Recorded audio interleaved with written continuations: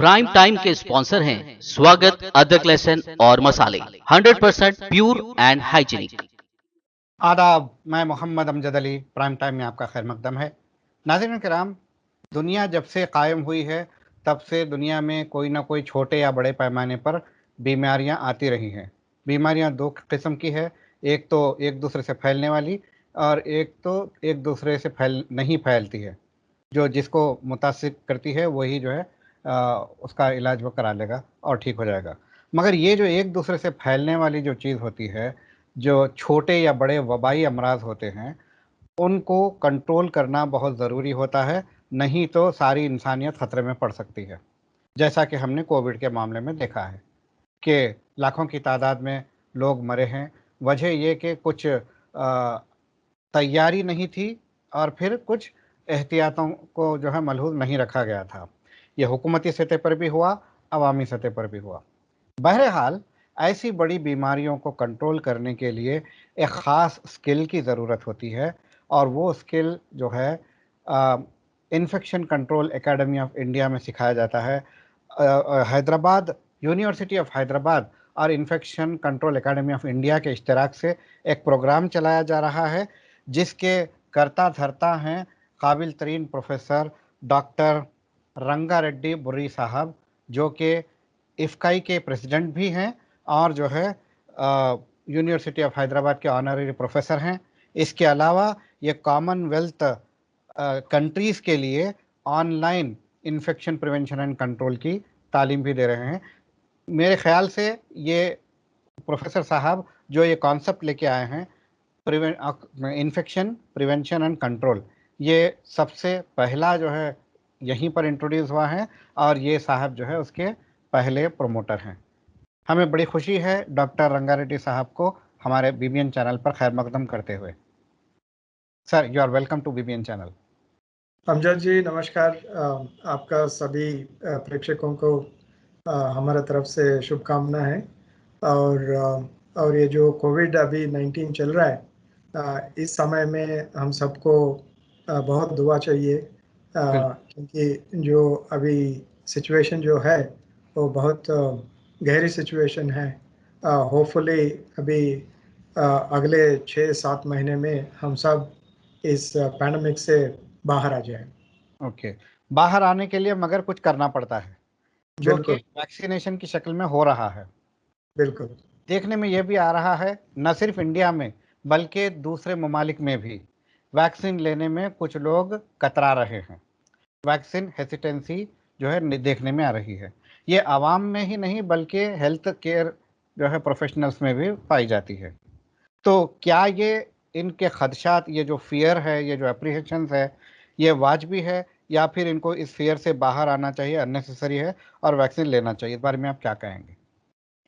बिल्कुल। अभी हम जो कोविड-19 पैंडेमिक से जो गुजर रहे हैं, इसको ख़त्म करना है तो हमारे सामने दो ही रास्ते हैं। एक रास्ता है इसको पूरा एलिमिनेट किया जाए, मतलब जो कोविड को क्रिएट किया, वो जो वायरस जो है सार्स एन को जो है, तो इसको पूरा ख़त्म करना मतलब ये इम्पॉसिबल है। क्योंकि अभी एक बार जब ये वायरस फैलता है हर जगह, उसको पूरा डिस्ट्रॉय करना इम्पॉसिबल है। ठीक है, तो इसीलिए इसको सिर्फ हम दूसरी तरह से ही हम बाहर आ सकते हैं। वो है कि हम सब दो चीज़ों के ऊपर ख्याल रखना चाहिए। एक चीज़ है जो कोविड अप्रोप्रिएट बिहेवियर जो बताया जाता है। कोविड अप्रोप्रिएट बिहेवियर मतलब अपना हाथ वगैरह ठीक रखना और हाइजीन मेंटेन करना और हर समय मास्क पहनना और क्राउड से दूर रहना। ये जो कोविड अप्रोप्रिएट बिहेवियर जो होता है, उससे क्या हो जाता है, हम ट्रांसमिशन साइकिल को ब्रेक कर सकते हैं। मतलब जब तक हम खुद वायरस को इन्वाइट नहीं करते तब तक वो नहीं आता। वो थोड़ा वायरस ऐसा चीज है, उसका भी अपना क्या बोलते हैं, एक तरह से वो नाराज हो जाता है if आपने इनवाइट नहीं किया, तो वो आपसे दूर रहता है।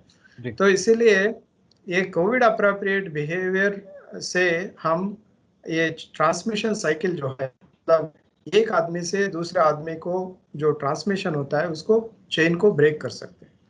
और सिर्फ ये इसी के ऊपर हम डिपेंड हो गए तो ये काफी समय, लंबा समय लगेगा इसको इराडिकेट करना या एलिमिनेट करना, या इसका जो नॉर्मल लेवल पे लाना मुश्किल हो जाएगा। इसीलिए हम सबको अपना इम्यूनिटी बढ़ाना पड़ेगा। मतलब ये जो डिसीज है कोविड-19, तो उसका इम्यूनिटी बढ़ाने का सेम टाइम दो रास्ते हैं, या नेचुरल इन्फेक्शन, मतलब हमें इन्फेक्शन हो जाए और उसके बाद हमारे अंदर जो इम्यूनिटी जो होता है वो डेवलप हो जाए, या दूसरा रास्ता है हम एक टीका लें, मतलब ये कोविड-19 का वैक्सीन लें।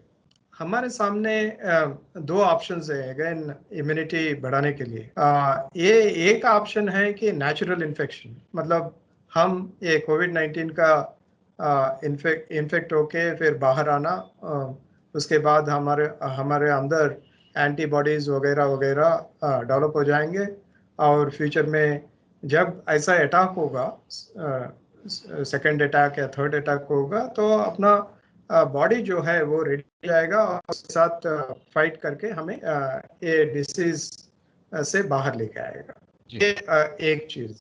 दूसरा चीज है टीका लेना, मतलब कोविड वैक्सीन लेना। कोविड वैक्सीन डिफरेंट तरीके के हैं। एक है जो इनएक्टिवेटेड वायरल है, और mRNA वैक्सीन है, RNA वैक्सीन है, वेक्टर वैक्सीन है।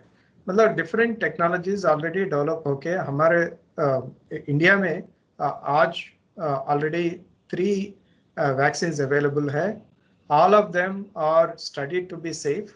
उसका एफिकेसी भी बहुत अच्छा है, और वो देखा गया तो हमारे सामने अभी 3 वैक्सीन जो है, वो कोवैक्सीन, कोविशील्ड और स्पुतनिक वी, तीनों वैक्सीन को पूरा स्टडी करके भारत सरकार ने अपना अप्रूवल दे दिए।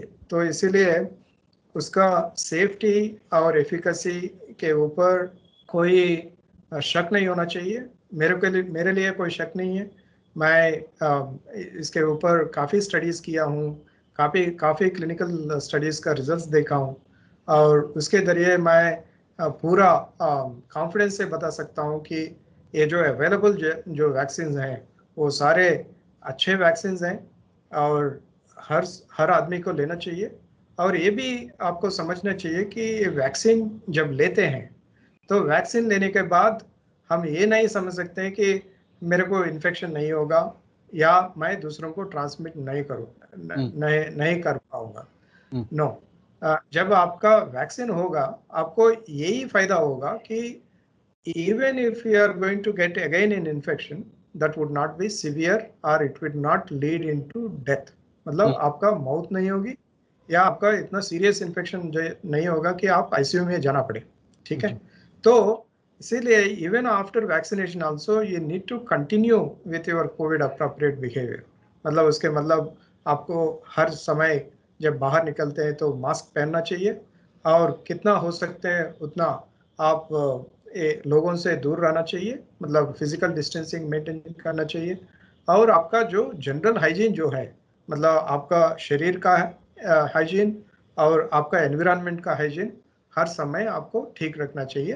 तो ये सब करने के बाद मेरे ख्याल से हम 6-7 महीने में, अभी से 6-7 महीने में उसको एक कंट्रोल लेवल पे ले आ सकते हैं। ये इसको completely eliminate करना as of now it is not possible. We had to live with this virus, we had to live with this disease। मतलब हमें ये सीखना चाहिए कि उसको इसके साथ कैसा जीना है। मतलब इस तरह से हम ये जब फैल रहा है, अभी जब एनवायरनमेंट में ऑलरेडी घुस गया है, तो हम किस तरह से हम अपने आप को प्रोटेक्ट करते हुए आगे चलना चाहिए, ये सोचना चाहिए सभी को।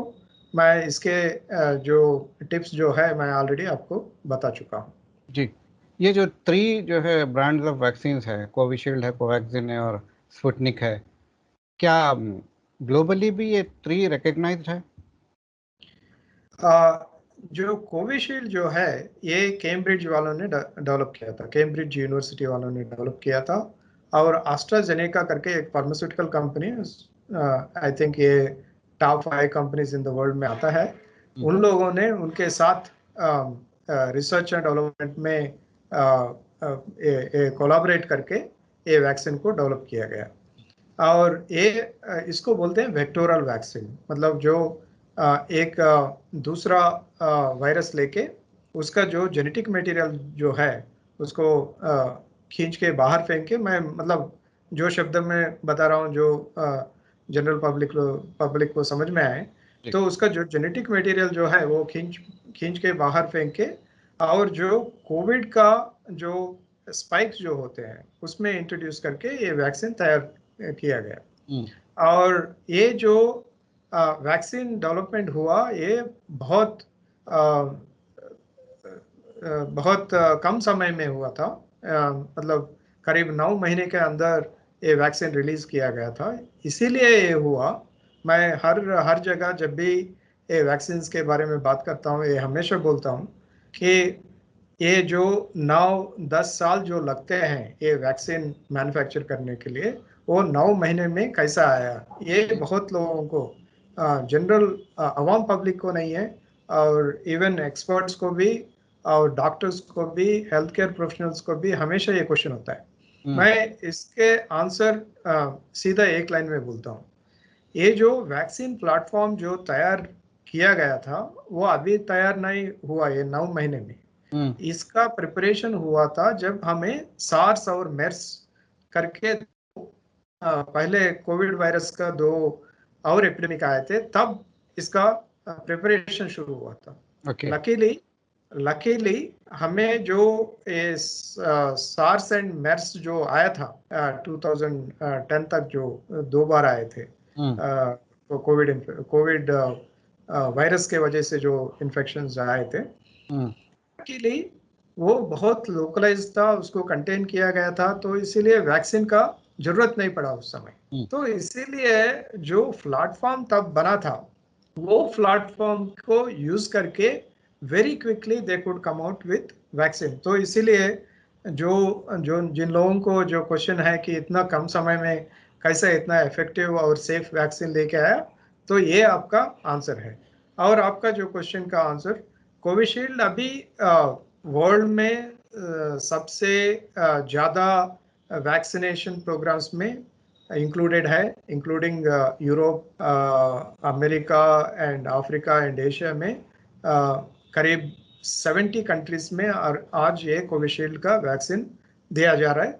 सब जगहों में अच्छा रिजल्ट आया हुआ। और जो कोवैक्सीन जो है ये अपना इंडियन इन्वेंशन है, और ये वैक्सीन तैयार किया गया कन्वेंशनल वैक्सीन मैन्युफैक्चरिंग प्रोसेस में। मतलब जो वायरस हमें ये जो डिसीज है कोविड-19 डिसीज जो फैलाता है, उसका जो वायरस लेके उसको मार के, मतलब इनएक्टिवेट करके तो तैयार किया गया। ये जो प्रोसेस है वैक्सीन मैन्युफैक्चरिंग, ऐसा जो करते हैं, ये बहुत एज ओल्ड प्रोसेस है, ये टाइम टेस्टेड प्रोसेस है, और करीब 100 साल से ज़्यादा ऐसा वैक्सीन मैन्युफैक्चरिंग हो रहा है। वो मीजल्स का वैक्सीन देखे हम, ट्यूबरकुलोसिस का वैक्सीन, या आप पोलियो का वैक्सीन, जो भी वैक्सीन देखते हैं, रेबीज का भी वैसे ही है। हाँ जी, रेबीज, रेबीज, जो ये सब बहुत सारे वैक्सीन जो पुराने समय से जो आ रहे हैं, उन सभी में यही प्रोसेस फॉलो किया गया है। तो इसीलिए ये वैक्सीन सुरक्षित है और एफिकेशियस है, और ये जो मैन्युफैक्चरिंग हुआ वो टाइम टेस्टेड प्रोसेस से हुआ, इसीलिए आपको कोई दिक्कत नहीं होना चाहिए। और ये प्रोडक्ट जो है अभी भारत बायोटेक अपना हैदराबादी कंपनी जो मैन्युफैक्चर करते हैं, तो ये प्रोडक्ट को करीब 15 कंट्रीज में इधर एप्लीकेशन डाला या ऑलरेडी वहाँ बेच रहे हैं। लेकिन अभी हमारा कंट्री में जो स्केर्सिटी है वैक्सीन का, इसीलिए इंडियन गवर्नमेंट ने एक्सपोर्ट करना बैन किया। तो इसीलिए आपको बहुत सारे कंट्रीज में भारत बायोटेक का कोवैक्सीन नहीं दिखेगा। इसी के वजह, क्योंकि हमारा जो गवर्नमेंट है उन्होंने इसके ऊपर बैन लगाया, तो इसीलिए बहुत सारे कंट्रीज में नहीं देखेंगे। लेकिन अभी वर्ल्ड हेल्थ ऑर्गेनाइजेशन अभी 6 अक्टूबर को इसको मतलब कोवैक्सीन को भी इंटरनेशनल पुरस्कार दे रहे हैं। मतलब इसके मतलब है जो कोविशील्ड या फाइजर का वैक्सीन जो है, मॉडर्ना वैक्सीन जो है, ये सारे जो रिकॉग्नाइज करके, सपोज वो वैक्सीन आपने ले लिया, कहीं भी इंटरनेशनली ट्रैवल कर सकते हैं, ऐसा जो मतलब स्टेटस दिया गया जो फाइजर, मॉडर्ना और एस्ट्राजेनेका वैक्सीन को, ऐसा ही लेवल का अप्रूवल कोवैक्सीन को भी मिलने वाला है। तो अभी उनका डॉक्यूमेंटेशन प्रोसेस में है। आज ही वर्ल्ड हेल्थ ऑर्गेनाइजेशन का चीफ साइंटिस्ट और जो डायरेक्टर जनरल जो है, उन्होंने भी आज एक स्टेटमेंट दिया था कि स्पीडी अप्रूवल प्रोसेस में है और शायद 6 अक्टूबर को इस वैक्सीन को भी वो जो इंटरनेशनल स्टेटस ऑफ रिकॉग्निशन जो है वो भी दिया जाएगा। मतलब वो दूसरा वैक्सीन है। और तीसरा वैक्सीन स्पुतनिक वी जो है, ये हमारा कंट्री का वैक्सीन नहीं है, ये रशियन मैन्युफैक्चर्ड वैक्सीन है। रशियंस बायोटेक्नोलॉजी में काफ़ी आगे हैं, क्योंकि वो एक समय वर्ल्ड में सुपर पावर रहे। वो जब सुपर पावर थे तब उनका स्पेस टेक्नोलॉजीज और बायोटेक्नोलॉजी वगैरह वगैरह में काफ़ी आगे थे। और जो उनका जो बायो वारफेयर वगैरह वगैरह जो उन्होंने रिसर्च किया था, वो अभी काम आए। वो पुराने टेक्नोलॉजीज लेके उसको फर्दर डेवलप करके उन्होंने बहुत जल्दी एक इफेक्टिव और efficacious and also safe vaccine को बाहर लेके आए। और इसका भी काफ़ी कंट्रीज में है। अभी the last count I have 56 countries में अभी स्पुतनिक वी अवेलेबल है, और इन सब देशों में वैक्सीनेशन प्रोग्राम में इंक्लूडेड है और काफ़ी सुरक्षित है। तो इसीलिए अभी जो अवेलेबल वैक्सीन हैं उसके ऊपर कोई शक नहीं होना चाहिए। सभी को आप आगे आके अपने आप मतलब अपनों को और अपने लोगों को और अपने जो परिवार जो है और जो कम्युनिटीज़ हैं उन सबको यही बताना चाहिए कि हमारे सामने और कोई रास्ता नहीं है ये कोविड-19 से बाहर आने के लिए। अभी तक तो एक ही रास्ता है, वो वैक्सीन लेना। जितना हम सब लोग, मेजॉरिटी लोग, मतलब 80% ऑफ लोग जब ये वैक्सीन लेते हैं तो हम ये जो खतरे हैं अभी उससे बाहर आने के लिए चांसेस बढ़ जाएंगे। सर, आपने जैसे बताया कि ये जो भारत बायोटेक का वैक्सीन है कोवैक्सीन, वो ट्रेडिशनल और टाइम टेस्टेड से बनाया गया है और 6 अक्टूबर को इसको मान्यता मिलने की जो है उम्मीद है। ये बहुत अच्छी गुड न्यूज़ आपने दी है। मैं ये जानना चाहूँगा, कोविशील्ड हो या स्पुतनिक हो या कोवैक्सीन हो, जब ये वैक्सीन कोई इंसान लेता है तो उसका रेस्पॉन्स किस तरह से बताता है? क्या रेस्पॉन्स सबका अलग है? या तो अभी जब कोई भी दवा लेते हैं और कोई भी वैक्सीन लेते हैं तो जो 2 तरीके का एक्शन होते हैं। ये एक है इंटेंडेड इफेक्ट, मतलब हमें जो चाहिए, और दूसरा होता है साइड इफेक्ट और अनइंटेंडेड इफेक्ट, मतलब जो हम नहीं चाहते हैं वो भी आते हैं। मतलब ये जैसे बोलते हैं ना कि life is like a package, मतलब ये पैकेज डील है, मतलब कोई है। बिल्कुल। तो इसीलिए कोई इंटेंडेड इफेक्ट होता है, अनइंटेंडेड इफेक्ट होता है। तो जो भी वैक्सीन हम लेते हैं, जो भी हम दवा लेते हैं, उसका कई साइड इफेक्ट होते हैं। इसका भी मतलब कोविड वैक्सीन का भी और जो पोलियो वैक्सीन है और उससे पहले और दूसरे वैक्सीन हैं, हर समय कुछ ना कुछ साइड इफेक्ट आता है। लेकिन वो जो साइड इफेक्ट जो है वो मिनिमल होता है। आपको एक दिन को बुखार आएगा, या नहीं है, तो जहां आपको ये इंजेक्शन टीका दिया गया था उस जगह शायद वो रेड हो जाए और थोड़ा दर्द दिए, मतलब थोड़ा बुखार सा फील करेंगे, ऐसा साइड इफेक्ट्स होते हैं। वो टेम्पररी है, मतलब वो परमानेंट नहीं रहेंगे। मतलब एक दो आधा दिन आपको थोड़ा डिस्कम्फर्ट लाएगा, लेकिन जो आपका इंटेंडेड इफेक्ट है, जो आपको इम्यूनिटी बूस्ट करना, वो काम तो चलता रहेगा, राइट। ये 2-3 दिन आपको घबराना नहीं चाहिए, क्योंकि आप सबने BCG वैक्सीन लिए होंगे बचपन में, और आप सबने दूसरे मीजल्स वगैरह वगैरह वैक्सीन भी लिए होंगे।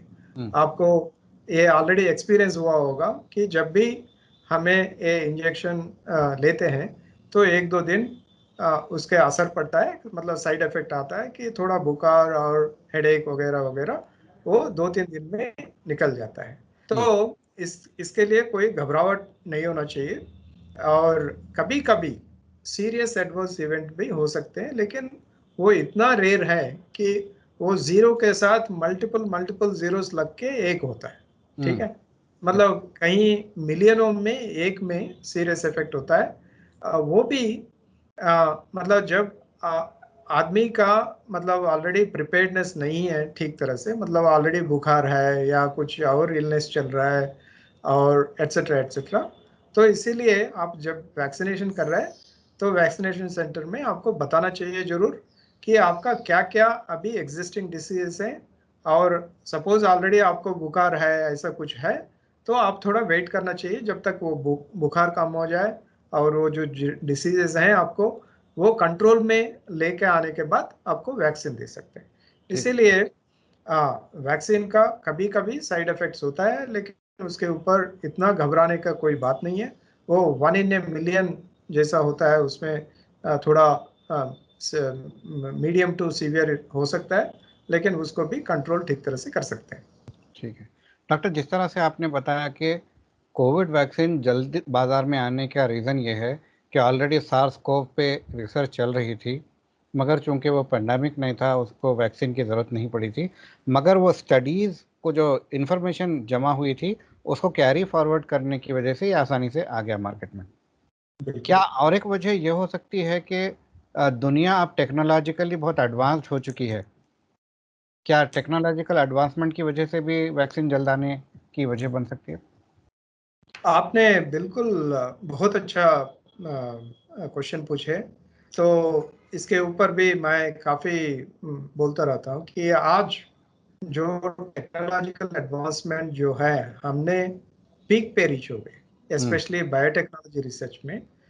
मतलब अभी फॉर एग्जांपल आप 10 साल पहले जो भी मतलब एक एक्सपेरिमेंट करना है जो 1 साल लगता था, अभी कंप्यूटेशनल कैपेसिटी हमारा इतना बढ़ गए कि वो जो हम 1 साल में करते थे अभी 1 हफ्ते में करने का मौका मिल गया। मतलब हमारा कंप्यूटर्स का जो कैपेसिटी है, उसका कंप्यूटिंग कैपेसिटी जो बोलते हैं, उसका एनालिटिकल कैपेसिटी जो बोलते हैं, वो इतना बढ़ गया है कि जैसा आप देखते हैं कि मेरे को याद है मैं जब शुरू किया था प्रैक्टिस, मेडिकल प्रैक्टिस, तब हमारे पास एक 256 करके एक कंप्यूटर होता था।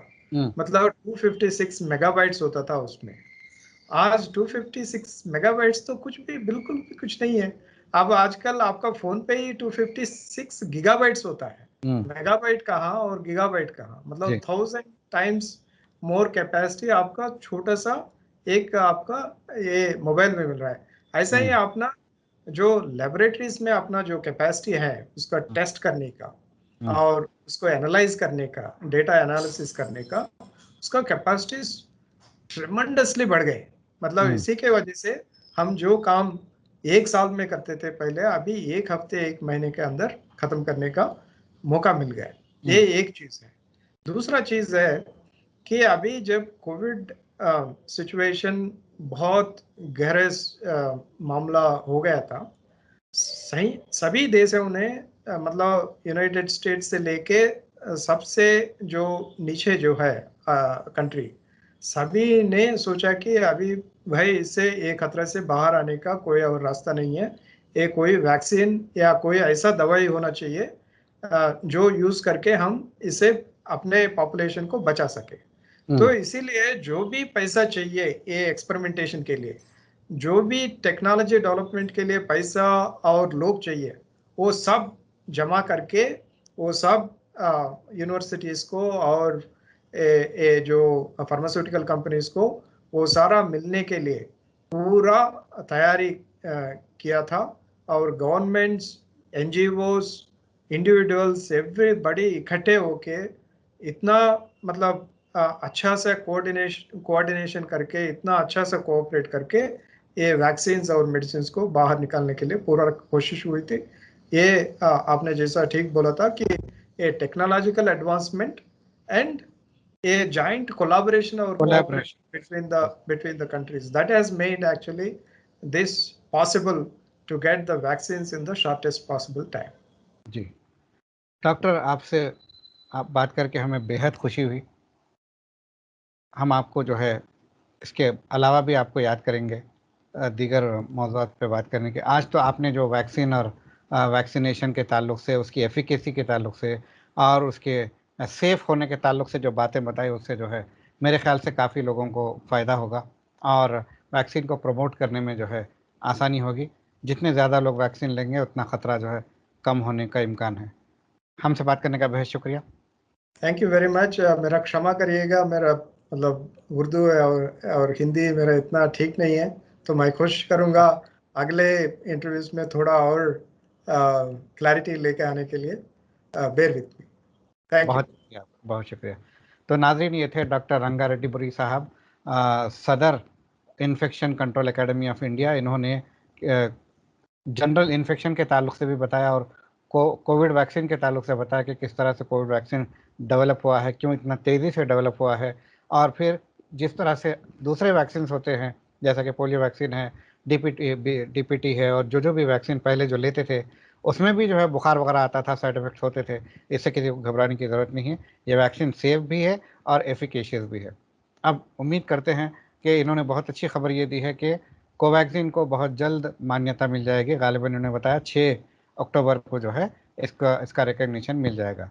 तो इससे जो है बैरूनी ममालिक अगर कोई जाना चाहते हैं तो वो वैसे हजरात भी कोवैक्सीन लेकर जा सकते हैं। अगले एपिसोड तक के लिए हमें दीजिए इजाज़त। शब बखैर।